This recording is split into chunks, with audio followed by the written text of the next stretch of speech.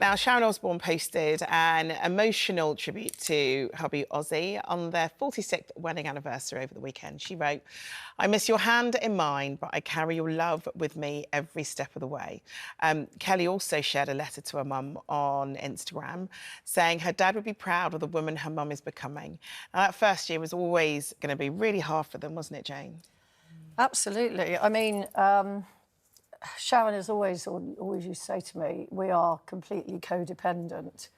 And any time you spent any time with them, you could see that they were, because they just adored being in each other's company. And yes, they argued, that is well documented. But he used to freely say, I wouldn't be able to survive without Sharon. And she used to say, well, I wouldn't be able to survive without him. Yeah. And I think she's probably surprised herself by how strong she's been. And I mean, it has been completely hideous for her because it was so sudden. Yeah. But, you know, she has lots of grandchildren, her own children. She's really close with her kids. And I suppose with all of that, she's just found a reason to keep going and also do lots of stuff in Ozzy's memory. So, yeah, she's a tiny little thing, but she's got, you know, she's got the constitution of... Yeah, she's really, really strong. And it was your sister's anniversary over the weekend, wasn't it? On the 4th, of July. Yeah, and it's a strange one. I mean, you might all relate to this when you've lost people, but obviously some beautiful posts put out about Bernie, and they were lovely and heartfelt, but it's difficult for me because obviously I know the 4th of July is an anniversary of her passing, but I kind of think of... I think of her every day, and once a day. I don't really want to remember the day she actually died. I celebrate it almost. Yeah. But then because of social media, you then think, I have to put something out here because otherwise people think I don't care. Or that you don't remember. Well, I don't remember or I don't care because I would remember. If I hadn't remembered, I'd see it and go, oh, my God. Yeah. But I would always remember. But it's that... I felt the pressure. I always feel the pressure to put something out. Yeah. And, you know, it's just really hard. The same with Linda, really. It's just a really hard one, whether it's birthdays. But I think the firsts are hard. Linda's hit me exceptionally hard Christmas last year because she was such... It's things that you remember them for as well. Like in our family, Christmas is massive. And Linda was a big part of that, as was Bernie. But this Christmas, we went to my sister's house where Linda was staying in her last few months, and they all started singing. And we were all fine. And then just out of the blue, I thought, I've got to get out of the room because I knew I was going to burst out crying because it really brought it home that she wasn't there. So those firsts are... Well, yeah, I'm in like knee deep in firsts at the minute, and it is really, really hard. I'm going to try and stay together when I sort of talk about it. But you know, June was really difficult for me because June was the first Father's Day, and the day after that it was my birthday, so it was my first birthday without him.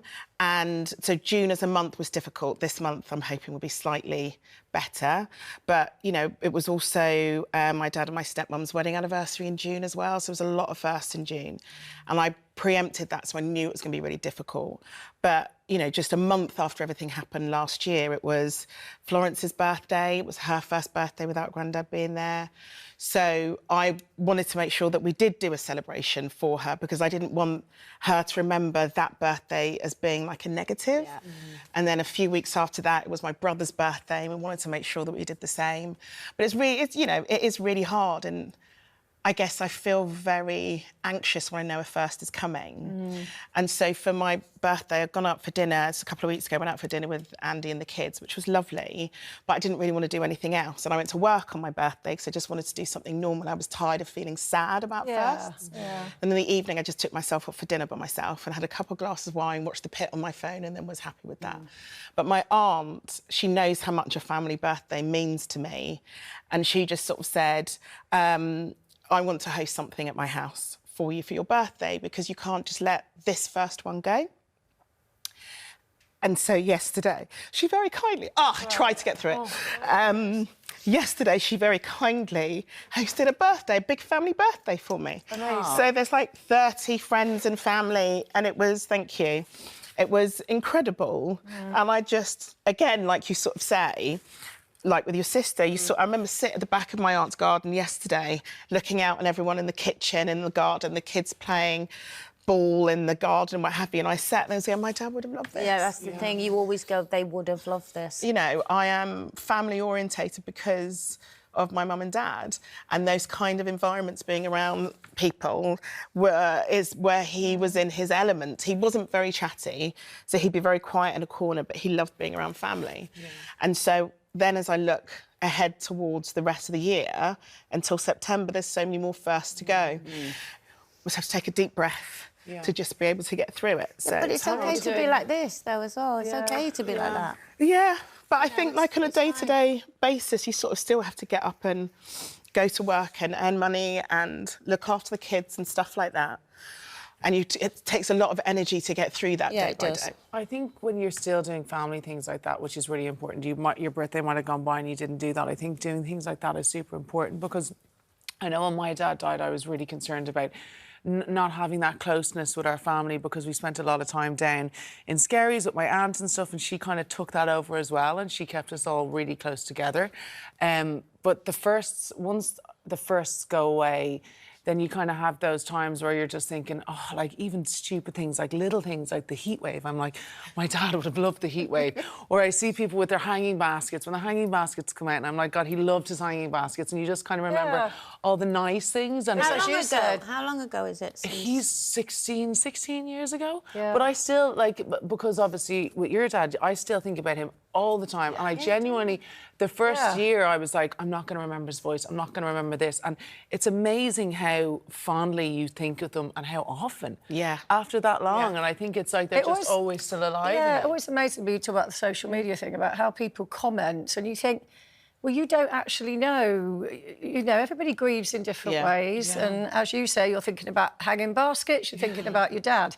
And if you choose not to post something on the day, that doesn't mean you're not thinking about them. Exactly. And what you were saying about first, my very good friend, her husband died. She had 3 young children, and they're all now getting to the age where they're getting married. Yes. So even though it's years ago that he died, she's now sort of like, oh, he would have loved to be there on the day to give our daughter away. And that's what I mean about first. I mean, me and my sister have kids, and hopefully, fingers crossed, my brother and his girlfriend will. But I'm almost anxious. You're putting a lot of pressure on them there. You mentioned that last week as well. And yet they're still not pregnant. You know, and I sort of think about the fact that they tried for so long, my mum and dad, my dad just wanted a son. He wanted a son. And he's got the son to be able to carry on the family name. And even that as being a first, I'm just like, man, he opted out of that. I know, you know, whatever. But it's difficult.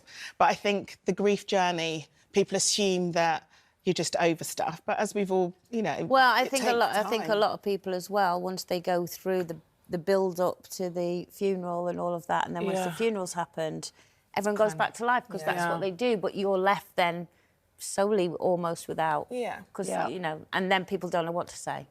Yeah, and then people feel a bit awkward. Yeah, and they feel But grief is a great thing as well, because it just shows how much you love that person. That's saying grief is the price you pay for love, and, like, you love them so much that's how upset you are that they're gone, I think. And I have that with my dad as well. He never met my kids. He never would. Like, I kind of bring them up to his grave, and they don't really know what they're doing there. But it's kind of just a way for them to connect a little bit. And important, I think. Yeah. My dad did, years ago, my dad died. And yet when I got this little farm that I've just bought 2 years ago, first day I moved on, I went into the field and I stood there and I went, because growing up, all he ever said to me was, I just see you living on a farm, because I was always mad about kids. And the first day I went in the field and I went, I did it, Dad, I did it. And I cried for the first time in years over my dad. But as you say, it's about love and feelings, and that has no time that scale. They would have loved it, you know.